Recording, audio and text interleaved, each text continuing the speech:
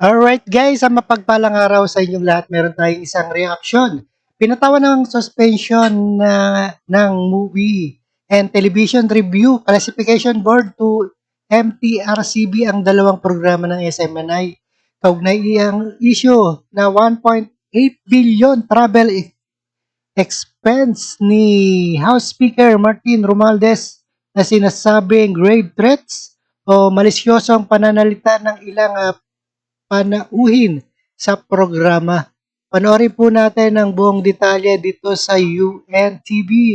And other further ado, let's do watch. Pinatawa ng 14-day suspension ng Movie and Television Review and Classification Board ang dalawang programa ng SMNI. Ito ay ang Laban Kasama ang Bayan dahil sa unverified report kaugnay sa umunay 1.8 billion peso travel funds ni House Speaker Martin Romualdez at ang Gikan sa Masa para sa Masa, bunsod naman ng sinasabing death threats at umano'y malisyosong pananalita ng mga panauhin sa dalawa nitong episodes. Epektibo ang suspension kahapon, December 18.